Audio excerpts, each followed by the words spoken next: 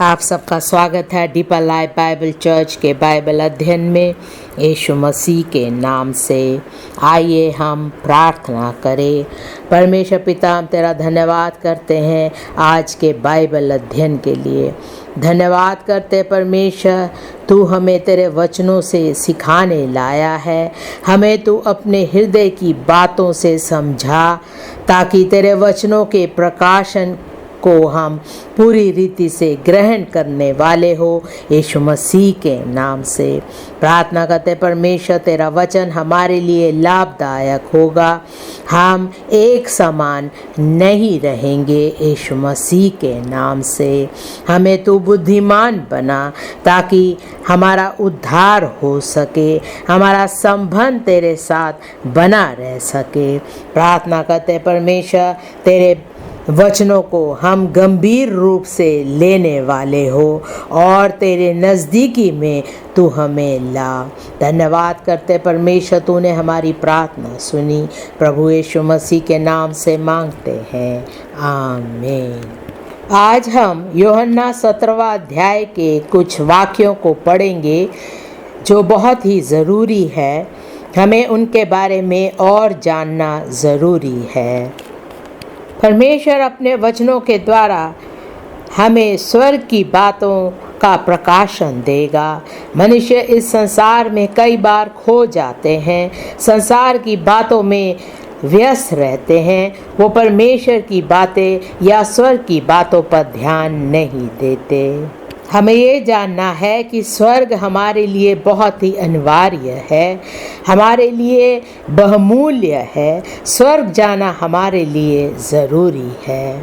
इन वचनों के द्वारा हम स्वर्ग के बारे में सीखेंगे जो बहुत ज़रूरी है, और हमें उद्धार के बारे में, शुद्धिकरण के बारे में जानना ज़रूरी है। यूहन्ना 17वां अध्याय उसका पहला वाक्य पढ़ेंगे। यूहन्ना 17वां अध्याय पहला वाक्य।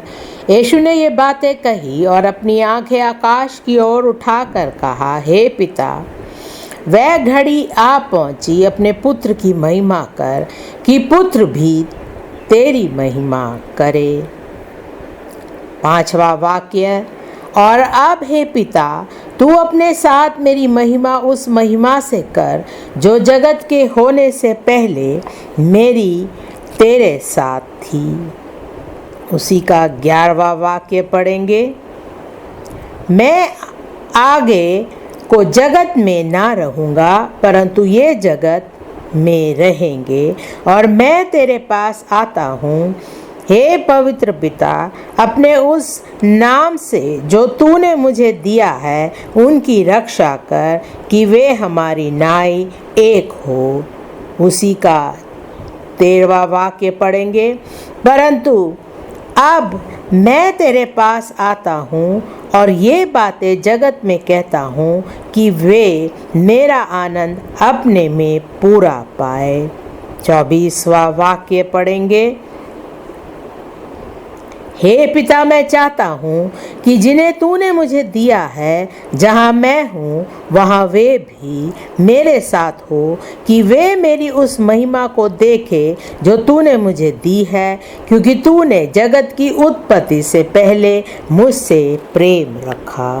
यीशु मसीह का समय आ गया था स्वर्ग जाने के लिए, और उसने अपने पिता से विनती करी कि जहाँ यीशु मसीह होगा वहाँ उसके चेले भी होंगे, ताकि लोग उसकी महिमा स्वर्ग में देख सकेंगे।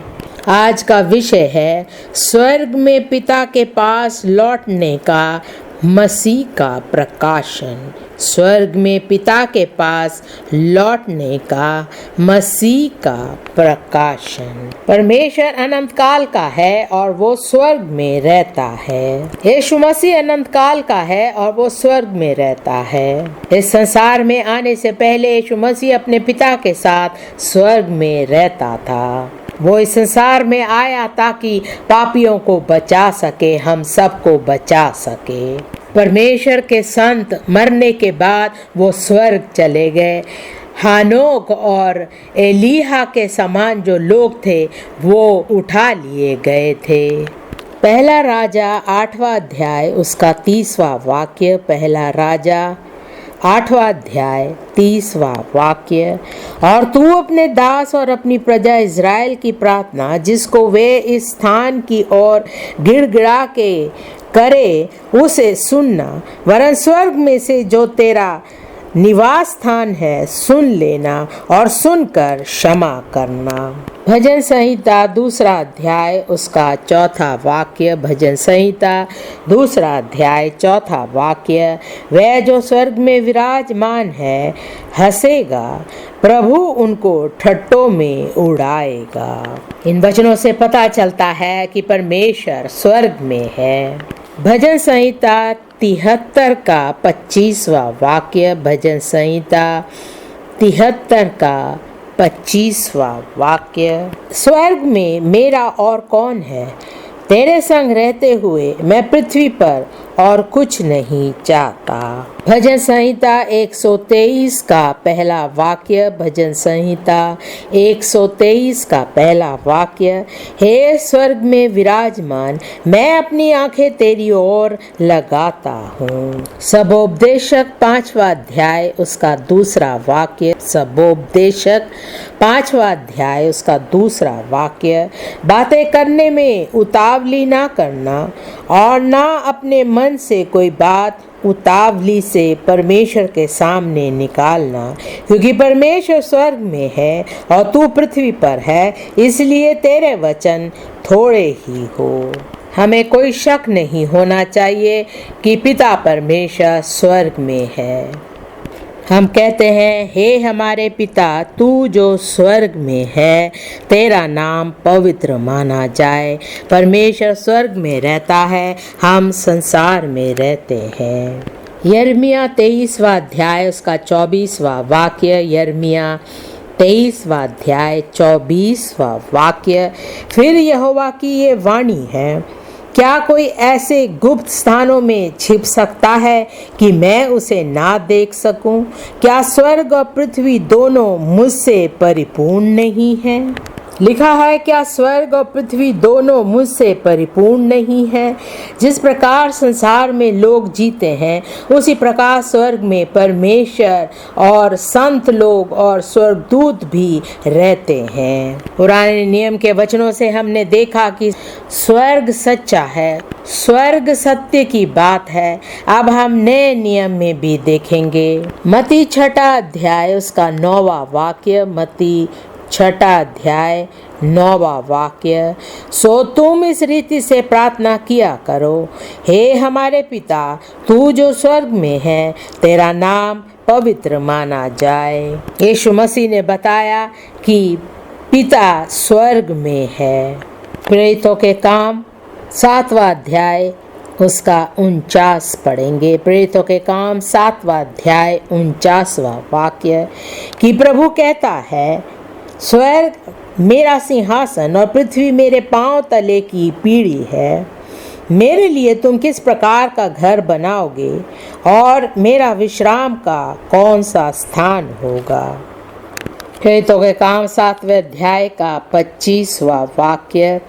उसने सोचा कि मेरे भाई समझेंगे कि परमेश्वर मेरे हाथों से उनका उद्धार करेगा, परंतु उन्होंने ना समझा। यहाँ पर स्तिफानोस के बारे में देखते हैं, जिसे मार डाला गया था।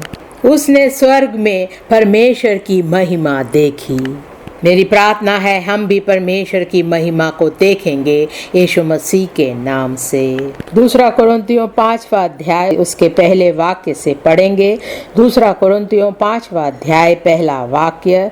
क्योंकि हम जानते हैं कि जब हमारा पृथ्वी पर का डेरा सरीखा घर गिराया जाएगा, तो हमें परमेश्वर की ओर से स्वर्ग पर एक ऐसा भवन मिलेगा जो हाथों से बना हुआ घर नहीं, परंतु चिरस्थायी है।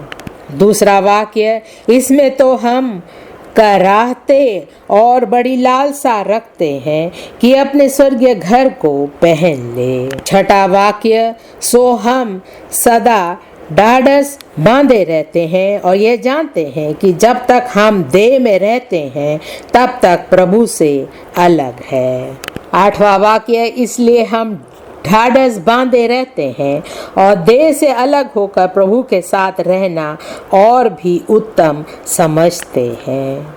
एक धर्मी व्यक्ति, एक संत जब मर जाता है तो उसकी आत्मा शरीर को छोड़कर स्वर्ग चली जाती है। 2 कुरिन्थियों 12वां अध्याय के पहले वाक्य से पढ़ेंगे। 2 कुरिन्थियों 12वां अध्याय पहला वाक्य, यद्यपि घमंड करना तो मेरे लिए ठीक नहीं, तो भी करना पड़ता है, सो मैं प्रभु के दिए हुए दर्शनों और प्रकाशों की चर्चा करूँगा।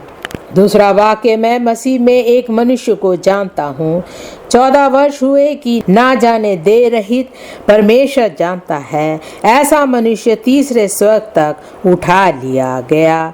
3 वाक्य, मैं ऐसे मनुष्य को जानता हूँ, ना जाने देह सहित ना जाने दे रहित परमेश्वर ही जानता है। 4 वाक्य कि स्वर्ग लोक पर उठा लिया गया और ऐसी बातें सुनी जो कहने की नहीं और जिनका मुंह पर लाना मनुष्य को उचित नहीं। हम भी स्वर्ग उठा लिए जाएंगे यीशु मसीह के नाम से। फिलिपियों 3 अध्याय उसका 20वां वाक्य, फिलिपियों 3 अध्याय 20वां वाक्य, पर हमारा स्वदेश स्वर्ग पर है और हम एक उद्धारकर्ता प्रभु यीशु मसीह के वहां से आने की बाट जो रहे हैं। 21वां वाक्य, वह अपनी शक्ति के उस प्रभाव के अनुसार जिसके द्वारा वह सब वस्तुओं को अपने वश में कर सकता है, हमारी दीनहीन देह का रूप बदलकर अपनी महिमा की देह के अनुकूल बना देगा। परमेश्वर हमारे लिए ऐसा ही करेगा। इब्रानियों 8वां अध्याय उसका पहला वाक्य, इब्रानियों 8वां अध्याय पहला वाक्य, अब जो बातें हम कह रहे हैं उनमें से सबसे बड़ी बात यह है कि हमारा ऐसा महायाजक है जो स्वर्ग पर महामहिमन के सिंहासन के दाहिने जा बैठा। आज का विषय है स्वर्ग में पिता के पास लौटने का मसीह का प्रकाशन। इस विषय को 3 भाग में बांटेंगे। पहला है इकलौते पुत्र का स्वर्ग जाना, इकलौते पुत्र का स्वर्ग जाना।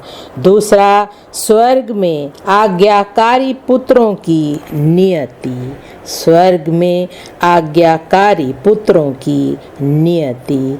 तीसरा, स्वर्ग में जय पाने वाले संतों का समर्पण, स्वर्ग में जय पाने वाले संतों का समर्पण। पहले भाग में जाएंगे, इकलौते पुत्र का स्वर्ग जाना। यूहन्ना 1 अध्याय उसका 18वां वाक्य, यूहन्ना 1 अध्याय 18वां वाक्य, परमेश्वर को किसी ने कभी नहीं देखा, इकलौते पुत्र जो पिता की गोद में है उसी ने उसे प्रकट किया। यूहन्ना 3 अध्याय उसका 16वां वाक्य, यूहन्ना 3 अध्याय 16वां वाक्य, क्योंकि परमेश्वर ने जगत से ऐसा प्रेम रखा कि उसने अपना इकलौता पुत्र दे दिया ताकि जो कोई उस पर विश्वास करे वह नाश ना हो परंतु अनंत जीवन पाए।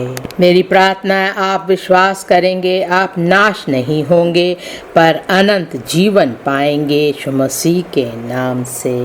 भजन संहिता 2 अध्याय उसका 6वां वाक्य, भजन संहिता 2 अध्याय उसका 6वां वाक्य, मैं तो अपने ठहराए हुए राजा को अपने पवित्र पर्वत सियोन की राजगद्दी पर बैठा चुका हूँ। जब हम इकलौते पुत्र के बारे में बातचीत करते हैं वो यीशु मसीह है।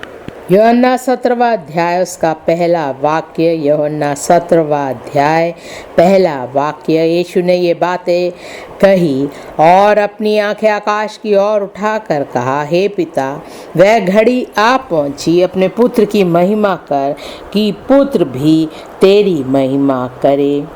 उसी का 5वां वाक्य, और अब हे पिता, तू अपने साथ मेरी महिमा उस महिमा से कर जो जगत के होने से पहले मेरी तेरे साथ थी।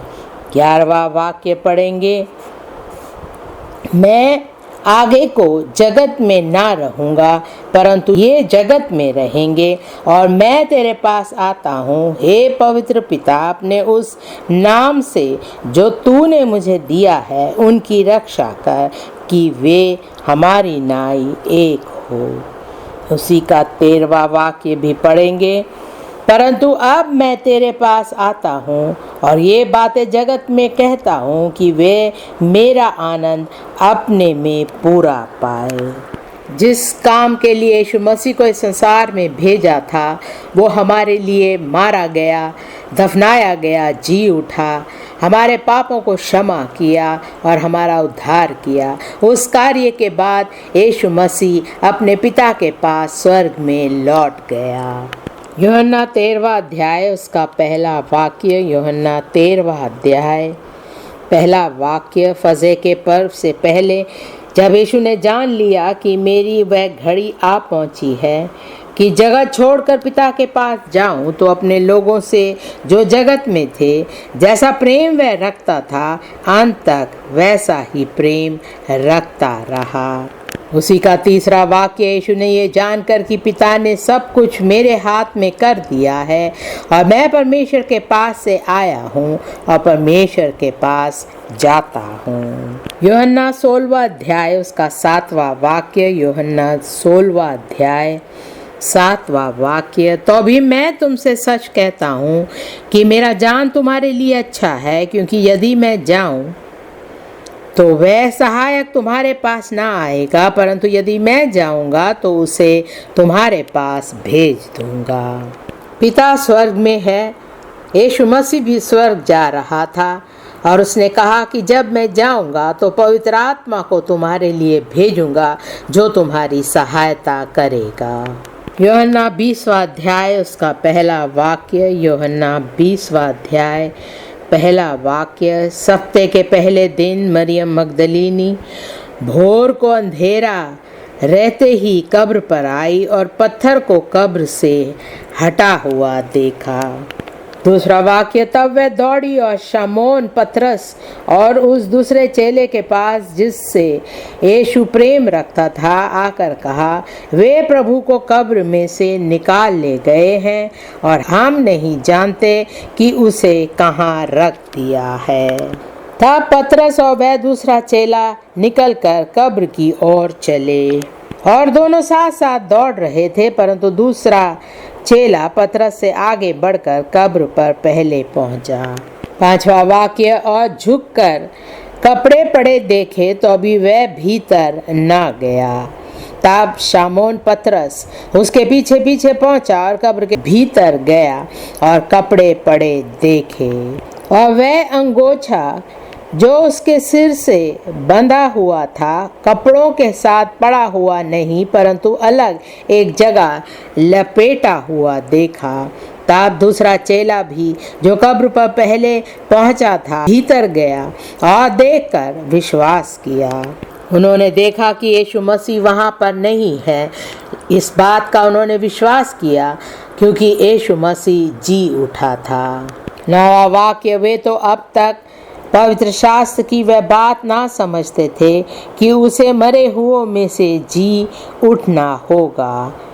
तब ये चेले अपने घर लौट गए, परंतु मरियम रोती हुई कब्र के पास ही बाहर खड़ी रही और रोते रोते कब्र की ओर झुककर 2 स्वर्गदूतों को उज्जवल कपड़े पहने हुए एक को सिरहाने और दूसरे को पैताने बैठे देखा जहाँ यीशु की लोथ पड़ी थी।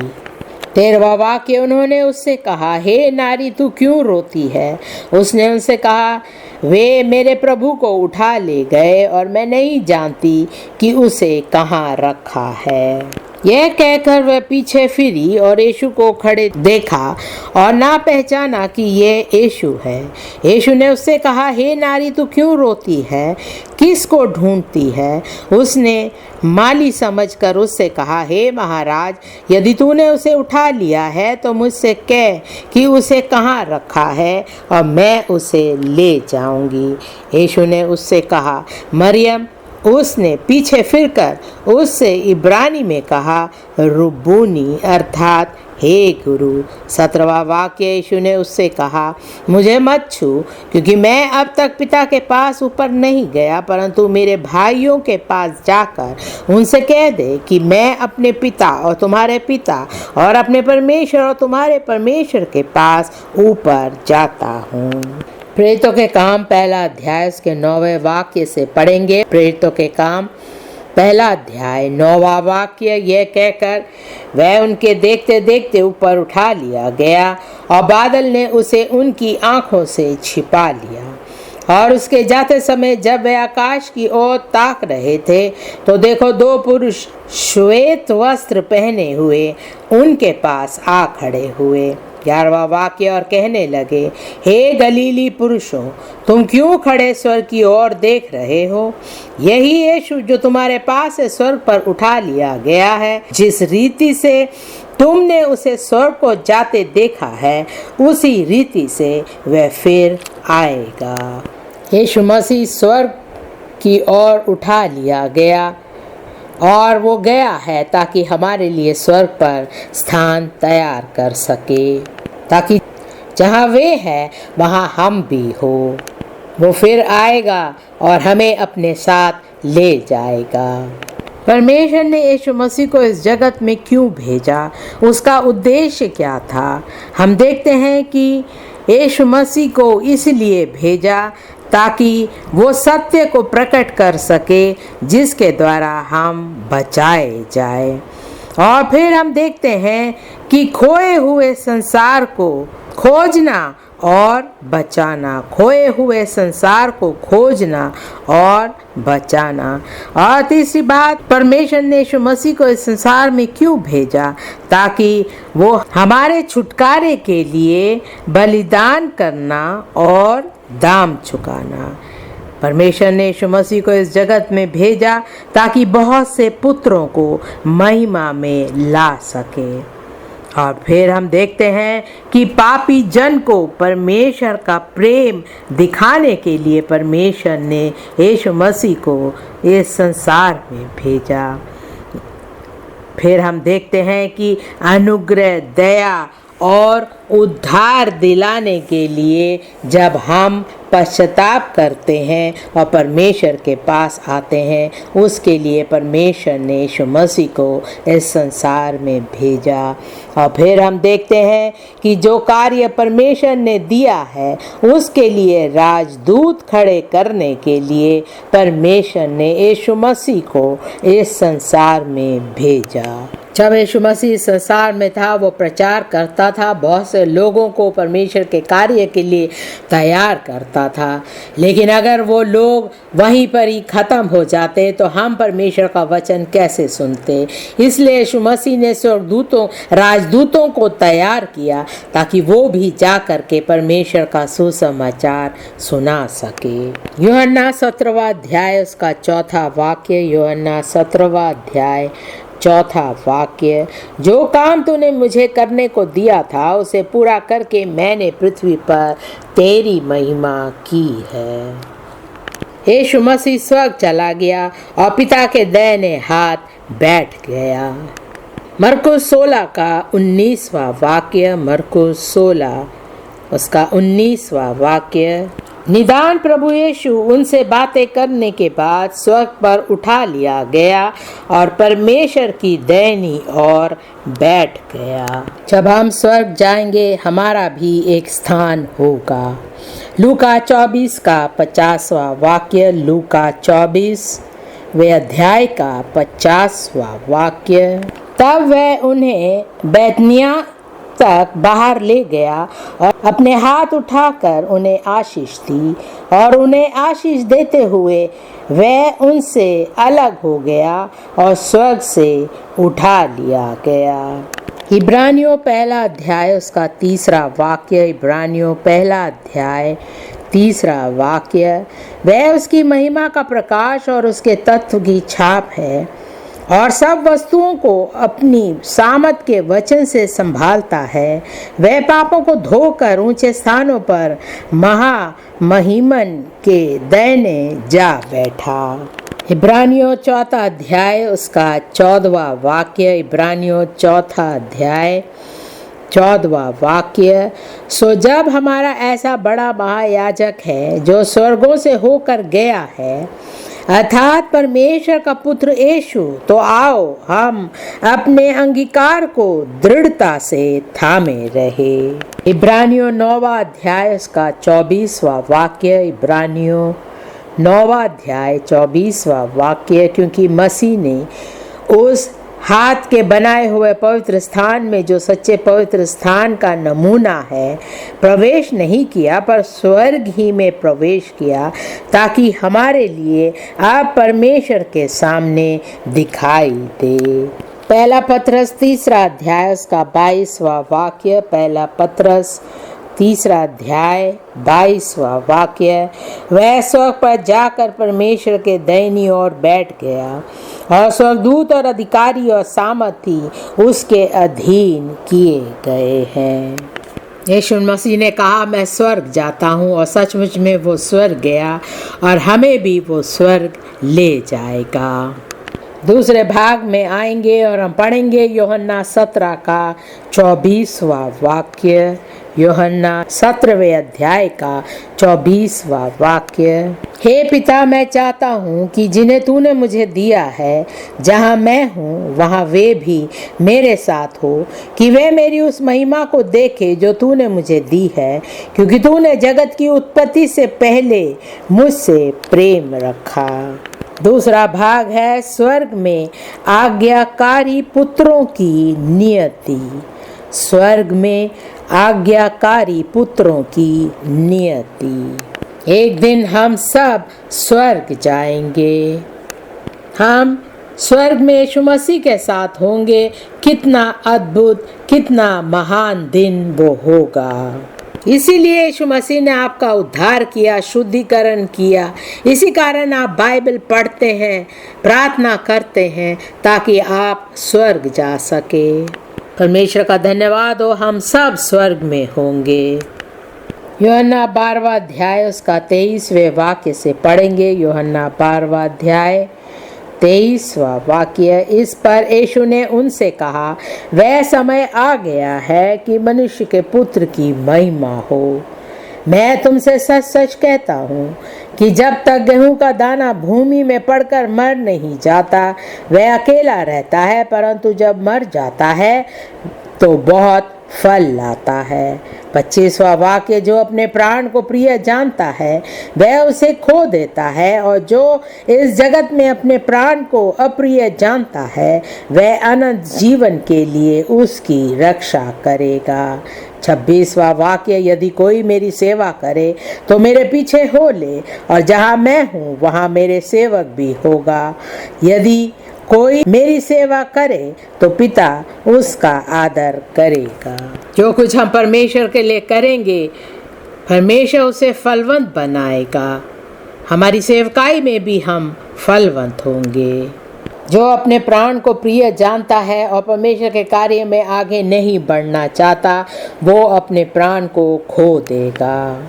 हमें यीशु मसीह के पीछे चलना है और उसकी सेवा करना है, तब पिता हमारी आदर करेगा। यूहन्ना 14वां अध्याय उसका पहला वाक्य। यूहन्ना 14वां अध्याय पहला वाक्य। तुम्हारा मन व्याकुल ना हो, तुम परमेश्वर पर विश्वास रखते हो, मुझ पर भी विश्वास रखो। लिखा है, मेरे पिता के घर में बहुत से रहने के स्थान हैं।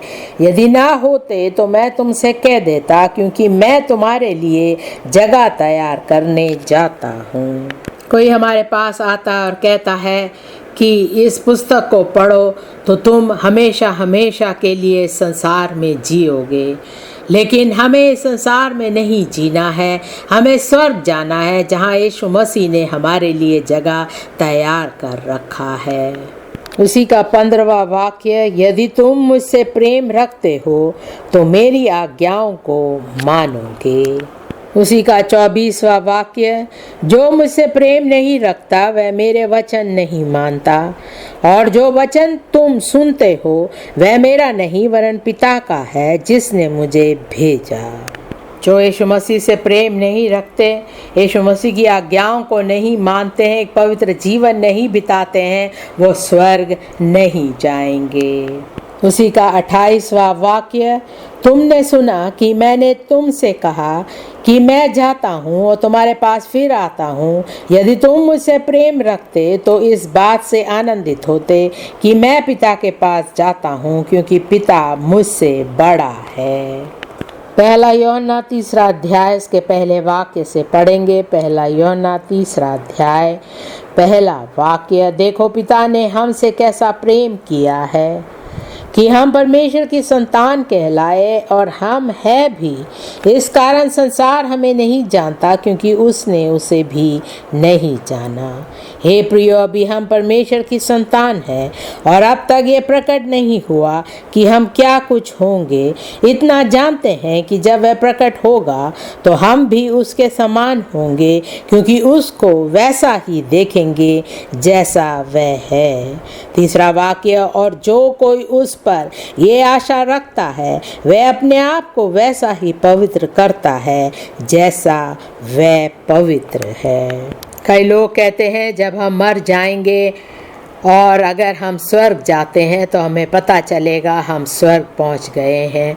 ऐसा नहीं है। यहाँ पर संसार में हमें अपने आप को तैयार करना है, एक पवित्र जीवन बिताना है और परमेश्वर के कार्य में बने रहना है, ताकि जब हम मर जाए तो हम स्वर्ग में होंगे। जब यीशु मसीह आएगा हम उसके समान होंगे। हमारे जीवन में बहुत सी परेशानियां, चुनौतियां आ सकती हैं, लेकिन हमें परमेश्वर में बने रहना है, परमेश्वर के वचनों में बने रहना है, अपने पापों की क्षमा मांगकर एक पवित्र जीवन बिताना है। तब हम यीशु मसीह के समान होंगे। हमें दूसरों के समान नहीं होना है, लेकिन हमें यीशु मसीह के समान होना है। पहला पत्रस पहला अध्याय उसका 2 वाक्य पढ़ेंगे। पहला पत्रस पहला अध्याय 2 वाक्य, और परमेश्वर पिता के भविष्य ज्ञान के अनुसार आत्मा के पवित्र करने के द्वारा आज्ञा मानने और यीशु मसीह के लहू के छिड़के जाने के लिए चुने गए हैं। तुम्हें अत्यंत अनुग्रह और शांति मिलती रहे। तीसरा वाक्य, हमारे प्रभु यीशु मसीह के परमेश्वर और पिता का धन्यवाद हो, जिसने यीशु मसीह के मरे हुओं में से जी उठने के द्वारा अपनी बड़ी दया से हमें जीवित आशा के लिए नया जन्म दिया, अर्थात एक अविनाशी और निर्मल और अजर मिरास के लिए जो तुम्हारे लिए स्वर्ग में रखी है। जब परीक्षाएं हमारे जीवन में आएंगी, परमेश्वर हमें बनाए रखेगा, हम गिरेंगे नहीं। उसी का 14वां वाक्य, आज्ञाकारी बालकों के समान अपने अज्ञानता के समय को पुरानी अभिलाषाओं के सदृश ना बनो, पर जैसा तुम्हारा बुलाने वाला पवित्र है वैसे ही तुम भी अपने सारे चाल चलन में पवित्र बनो, क्योंकि लिखा है, पवित्र बनो क्योंकि मैं पवित्र हूँ। परमेश्वर और यीशु मसीह चाहता है कि जितने लोगों का उद्धार हुआ है, जिन्होंने यीशु मसीह को अपना उद्धारकर्ता माना है, वो स्वर्ग में होंगे, और जब वो स्वर्ग में होंगे तो वो सच्चाई में बने रहेंगे। दूसरी बात, वो सच्चाई में जिएंगे। तीसरी बात, वो सच्चाई के आज्ञाकारिता में रहेंगे। चौथी बात, वो सच्चाई में आनंदित होंगे और सच्चाई से प्रेम करेंगे। फिलिपियों 2 अध्याय उसका 2 वाक्य, फिलिपियों दूसरा अध्याय, दूसरा वाक्य। तो मेरा ये आनंद पूरा करो कि एक मन रहो और एक ही प्रेम, एक ही चित्त और एक ही मानसा रखो। विरोध या झूठी बड़ाई के लिए कुछ ना करो, पर दीनता से एक दूसरे को अपने से अच्छा समझो। चौथा वाक्य, हर एक अपनी ही हित की नहीं वरन दूसरों की हित की भी चिंता करे। पांचवा वाक्य, जैसे मसीह यीशु का स्वभाव था वैसे ही तुम्हारा भी स्वभाव हो, जिसने परमेश्वर के स्वरूप में होकर भी परमेश्वर के तुल्य होने को अपने वश में रखने की वस्तु ना समझा, वरन अपने आप को ऐसा शून्य कर दिया और दास का स्वरूप धारण किया और मनुष्य की समानता में हो गया और मनुष्य के रूप में प्रकट होकर अपने आप को दीन किया और यहाँ तक आज्ञाकारी रहा कि मृत्यु, हाँ क्रूस की मृत्यु भी सह ली। नौवां वाक्य, इस कारण परमेश्वर ने उसको अति महान भी किया और उसको वह नाम दिया जो सब नामों में श्रेष्ठ है, कि जो स्वर्ग में और पृथ्वी पर और जो पृथ्वी के नीचे है वे सब यीशु के नाम पर घुटना टेके और परमेश्वर पिता की महिमा के लिए हर एक जीव अंगीकार कर ले कि यीशु मसीह ही प्रभु है। हमें भी अंगीकार करना है कि यीशु मसीह हमारा उद्धार करता है। हमें मूर्ति पूजा में नहीं जाना है, लेकिन यीशु मसीह ही हमारा परमेश्वर है। 12वां वाक्य, सो हे मेरे प्यारो, जिस प्रकार तुम सदा से आज्ञा मानते आए हो वैसे ही अब भी ना केवल मेरे साथ रहते हुए पर निषेध करके अब मेरे दूर रहने पर भी डरते और कांपते हुए अपने उद्धार का कार्य पूरा करते जाओ। 13वां वाक्य, क्योंकि परमेश्वर ही है जिसने अपनी सुइच्छा निमित्त तुम्हारे मन में इच्छा और काम दोनों बातों के करने का प्रभाव डाला है। सब काम बिना कुड़कुड़ाए और बिना विवाद के किया करो। 15वां वाक्य, ताकि तुम निर्दोष और भोले होकर टेढ़े और हठीले लोगों के बीच परमेश्वर के निष्कलंक संतान बने रहो, जिनके बीच में तुम जीवन का वचन लिए हुए जगत में जलते दीपकों की नाई दिखाई देते हो। 16वां वाक्य, कि मसीह के दिन मुझे घमंड करने का कारण हो कि ना मेरा दौड़ना और ना मेरा परिश्रम करना व्यर्थ हुआ। इस संसार में जहाँ कहीं भी हम रहते हैं हम चमकेंगे। हमारा स्वभाव, हमारा चरित्र दूसरों से अलग होगा। हम एक पवित्र जीवन बिताएंगे। इब्रानियों 5वां अध्याय उसका 9वां वाक्य। इब्रानियों 5वां अध्याय 9वां वाक्य, और सिद्ध बनकर अपने सब आज्ञा मानने वालों के लिए सदा काल के उद्धार का कारण हो गया। लोग कहते हैं हमें अनंत काल के लिए सुरक्षा है, लेकिन वो सुरक्षा उन लोगों के लिए है जिनका उद्धार हो गया और वो परमेश्वर में बने रहते हैं, उसके वचनों में बने रहते हैं। लेकिन जो परमेश्वर से पीछे हट जाते हैं उनके लिए वो सुरक्षा नहीं है।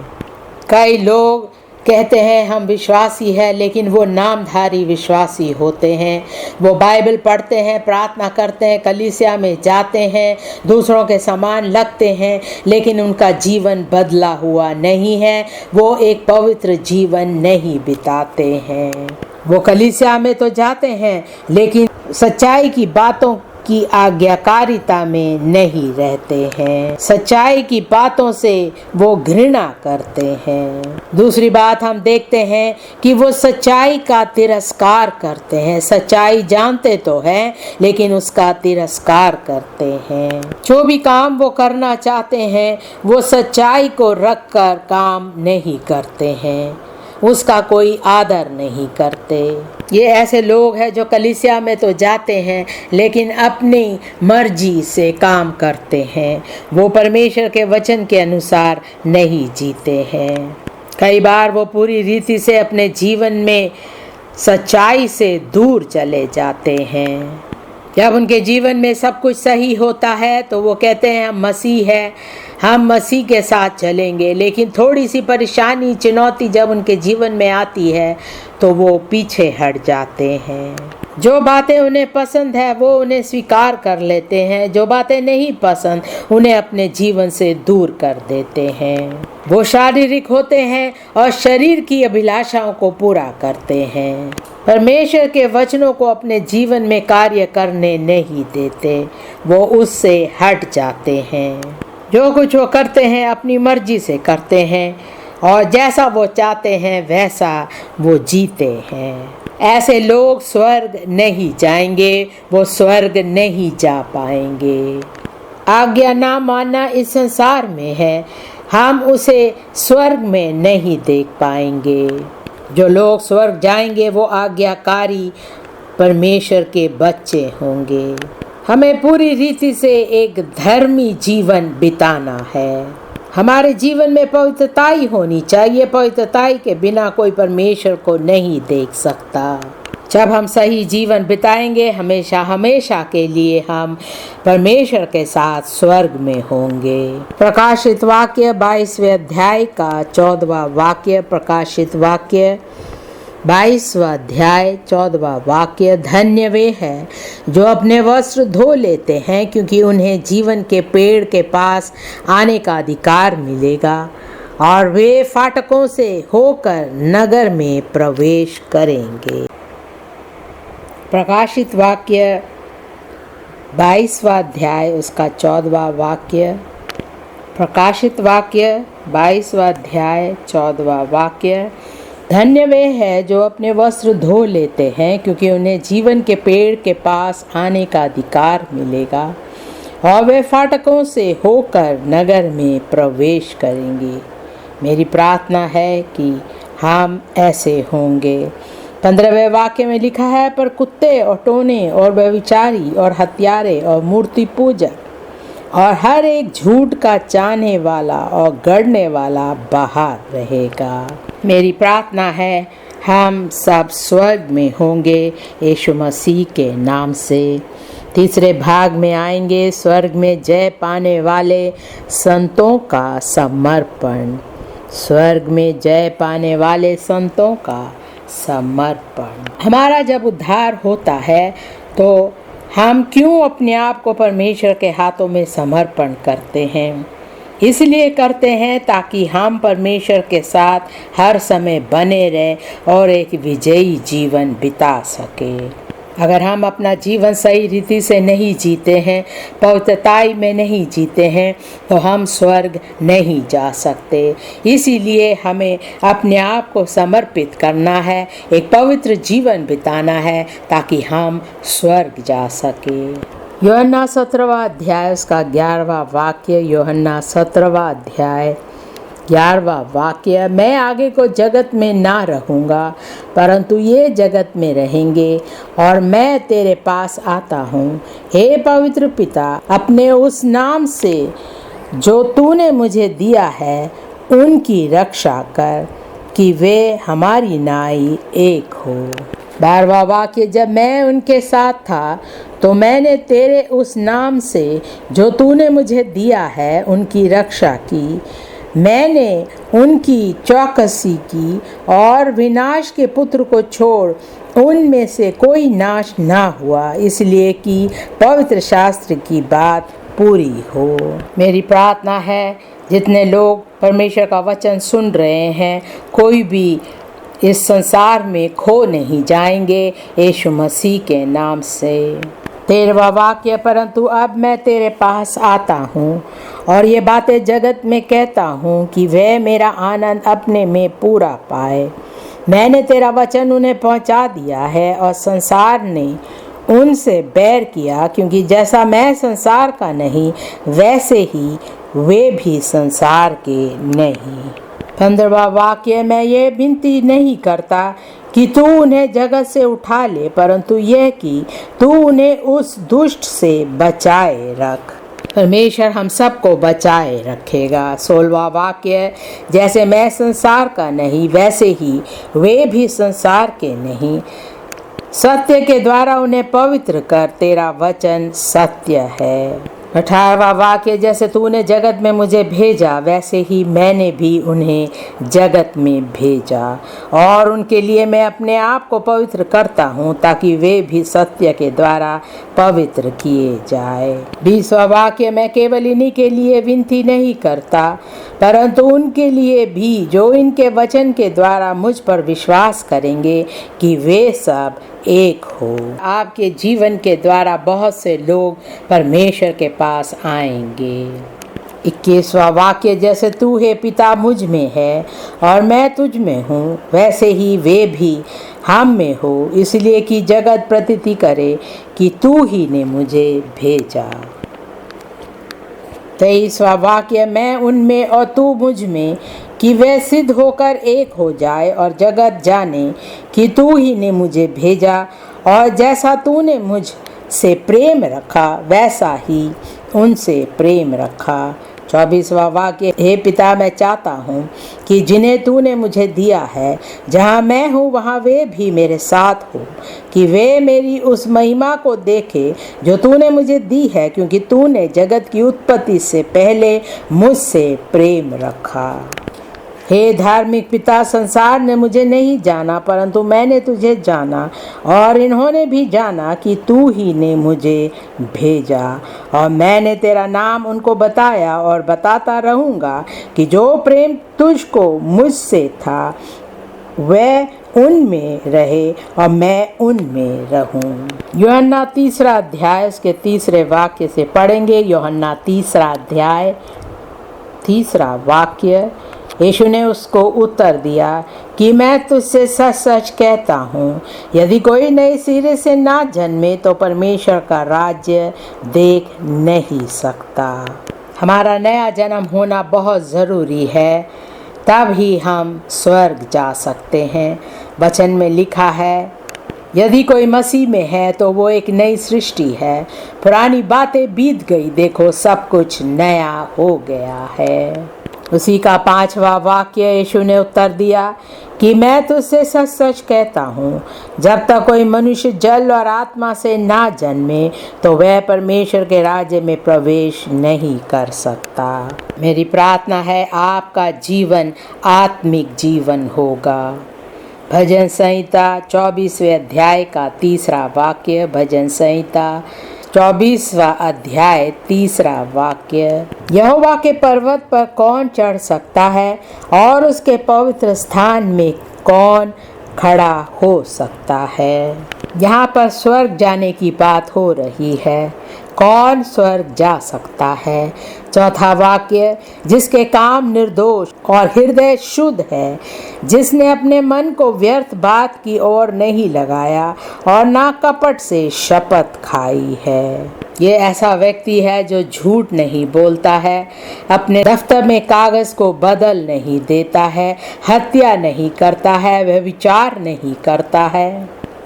जिसका हृदय शुद्ध है, जिसका मन पवित्र है, निर्दोष है, ऐसा व्यक्ति स्वर्ग जाएगा। परमेश्वर आप सबको शुद्ध करेगा और स्वर्ग के लिए तैयार करेगा यीशु मसीह के नाम से।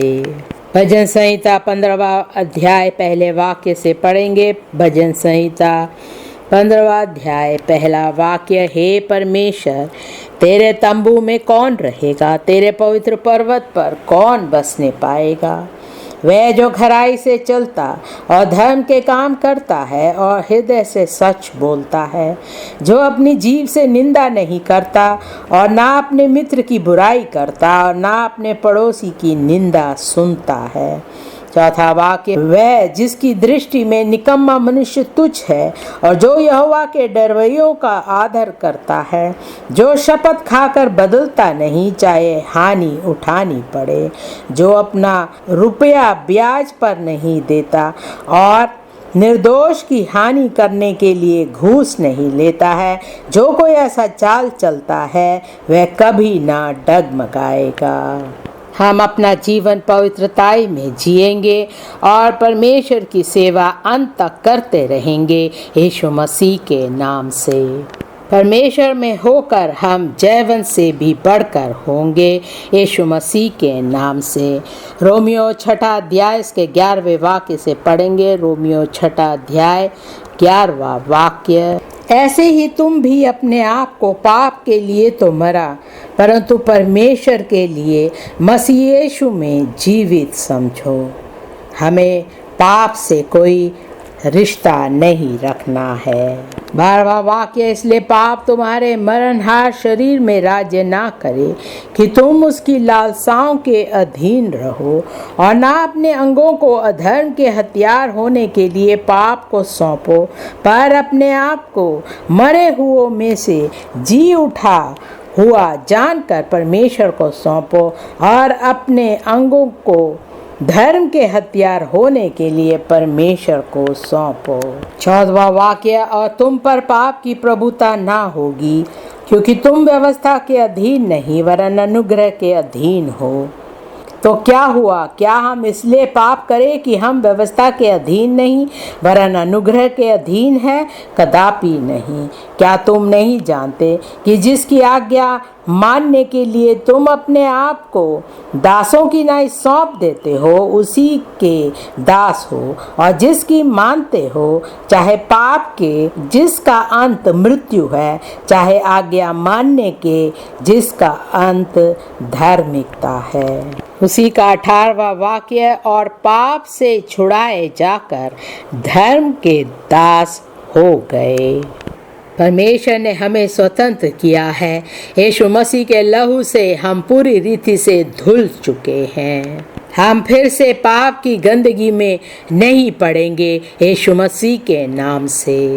रोमियो 12वां अध्याय इसका 17वां वाक्य। रोमियो 12वां अध्याय 17वां वाक्य। बुराई के बदले किसी से बुराई ना करो। जो बातें सब लोगों के निकट भली है, उनकी चिंता किया करो। 18वां वाक्य। जहाँ तक हो सके तुम अपने भरसक सब मनुष्यों के साथ मेल मिलाप रखो। अगर हम एक दूसरे से बदला लेना चाहते हैं तो हमारे हृदय में ना माफ करने की आत्मा, बुराई की आत्मा, घृणा की आत्मा आ जाती है और हम परमेश्वर से पीछे हट जाते हैं। जो हमारे खिलाफ खड़े होते हैं, हमें उन्हें क्षमा करना है और प्रार्थना करना है कि वे भी परमेश्वर के बारे में जान सके। यीशु मसीह जो हमारे लिए क्रूस पर मरा, उसके बारे में जान सके। यीशु मसीह को अपना उद्धारकर्ता मानकर वो बुराई से दूर हट जाए। हम स्वर्ग जाने वाले लोग हैं। हमें संसार के लोगों की तरह बोलना या जीना नहीं है। 19वां वाक्य। हे प्रियो, अपना पलटा ना लेना, परंतु क्रोध को अवसर दो, क्योंकि लिखा है, पलटा लेना मेरा काम है, प्रभु कहता है, मैं ही बदला लूंगा। 20वां वाक्य। परंतु यदि तेरा बैरी भूखा हो तो उसे खाना खिला, यदि प्यासा हो तो उसे पानी पिला, क्योंकि ऐसा करने से तू उसके सिर पर आग के अंगारों का ढेर लगाएगा। बुराई से ना हारो, परंतु भलाई से बुराई को जीत लो। ये ऐसे लोग हैं जो स्वर्ग जा रहे हैं।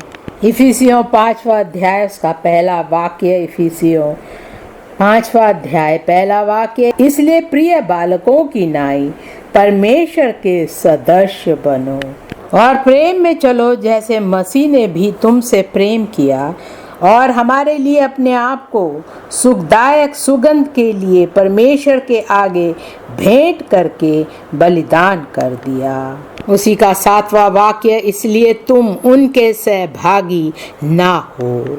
उसी का 25वां वाक्य। हे पतियों, अपनी अपनी पत्नी से प्रेम रखो, जैसा मसीह ने भी कलीसिया से प्रेम करके अपने आप को उसके लिए दे दिया, कि उसको वचन के द्वारा जल के स्नान से शुद्ध करके पवित्र बनाए और उसे एक ऐसी तेजस्वी कलीसिया बनाकर अपने पास खड़ी करे, जिसमें न कलंक, न झुर्री, न कोई ऐसी वस्तु हो, वरन पवित्र और निर्दोष हो। ये जयवंत पाए हुए लोग हैं, हम भी जयवंत होंगे यीशु मसीह के नाम से। दूसरा पत्रस 3 अध्याय उसका 9वां वाक्य। दूसरा पत्रस 3 अध्याय 9वां वाक्य। प्रभु अपनी प्रतिज्ञा के विषय में देर नहीं करता, जैसी देर कितने लोग समझते हैं, पर तुम्हारे विषय में धीरज धरता है और नहीं चाहता कि कोई नाश हो, वरन ये कि सबको मन फिराव का अवसर मिले। परमेश्वर नहीं चाहता कि हम में से कोई नाश हो, वो चाहता है कि हम पश्चाताप करें, अपने पापों को छोड़कर परमेश्वर के पास आए। 10वां वाक्य। परंतु प्रभु का दिन चोर की नाई आ जाएगा, उस दिन आकाश बड़ी हड़हड़ाहट के शब्द से जाता रहेगा और तत्व बहुत ही तप्त होकर पिघल जाएंगे और पृथ्वी और उसके काम जल जाएंगे। 11वां वाक्य। तो जबकि ये सब वस्तुएं इस रीति से पिघलने वाली है, तो तुम्हें पवित्र चाल चलन और भक्ति में कैसे मनुष्य होना चाहिए और परमेश्वर के उस दिन की बाट किस रीति से जोना चाहिए और उसके जल्द आने के लिए कैसा यत्न करना चाहिए, जिसके कारण आकाश आग से पिघल जाएंगे और आकाश के गण बहुत ही तप्त होकर गल जाएंगे। यीशु मसीह हमारे लिए स्वर्ग पर एक स्थान तैयार करने गया है और जब ये पृथ्वी नाश हो जाएगी, हमें वो स्वर्ग ले जाएगा। 13वां वाक्य। पर उसकी प्रतिज्ञा के अनुसार हम एक नया आकाश और नई पृथ्वी की आस देखते हैं, जिनमें धार्मिकता वास करेगी। 17वां वाक्य। इसलिए हे प्रियो, तुम लोग पहले ही से इन बातों को जानकर चौकस रहो, ताकि अधर्मियों के भ्रम में फंसकर अपनी स्थिरता को हाथ से कहीं खो ना दो, पर हमारे प्रभु और उद्धारकर्ता यीशु मसीह के अनुग्रह और पहचान में बढ़ते जाओ। उसी की महिमा अब भी हो और युगान युग होती रहे। आमीन। जो लोग स्वर्ग जा रहे हैं, उनमें और पापियों में बहुत अंतर है। पापियों के जीवन में पाप और बुराई उन पर राज्य करते हैं। वे लोग शारीरिक होते हैं और संसार की बातें उनके जीवन में होती है, लेकिन जो संत लोग हैं वो विजयी होंगे। पाप और शारीरिक बातों पर परमेश्वर के संत लोग विजय पाएंगे। संसार के लोगों में घृणा, ना क्षमा करने की आत्मा है, लेकिन परमेश्वर के संतों के हृदय में प्रेम है, वो किसी से घृणा नहीं करते। संसार के लोग परीक्षाओं में पड़ जाते हैं, संसार की बातों में पड़ जाते हैं, लेकिन परमेश्वर के संत इन सब बातों पर विजयी होंगे। उनके जीवन में बुराई और भ्रष्टाचार होता है, लेकिन संतों के जीवन में ऐसी बुराई नहीं होती। संत लोग स्वर्ग जाएंगे और पापी कहाँ जाएंगे? नरक जाएंगे। बुराई और परीक्षाओं से हम कैसे विजय पा सकते हैं? पहली बात, परमेश्वर पर हमारा विश्वास दृढ़ होना चाहिए। दूसरी बात, हमारी गवाही सच्ची होनी चाहिए। तीसरी बात, मेमने के लहू से हम विजयी हो सकते हैं। चौथी बात, जब हम शैतान को अपने जीवन से डांटते हैं, दूर भगाते हैं, तब हम एक विजयी जीवन बिता सकते हैं। अगली बात, परमेश्वर का अनुग्रह हमारे जीवन में बना रहता है। और फिर हम यीशु मसीह जो हमारे लिए क्रूस पर मरा, उन बातों को जब हम सोचते हैं, विश्वास करते हैं, उसमें जब हम जीते हैं, तो हम एक विजयी जीवन बिताते हैं और अंत में हम पूरी रीति से यीशु मसीह को पहचानते हैं। हम उसके साथ जीवन भर जीते हैं, तब हम एक विजयी जीवन बिता सकते हैं।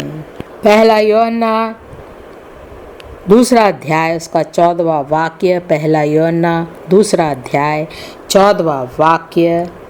हे पितरों, मैंने तुम्हें इसलिए लिखा है कि जो आदि से है तुम उसे जान गए हो।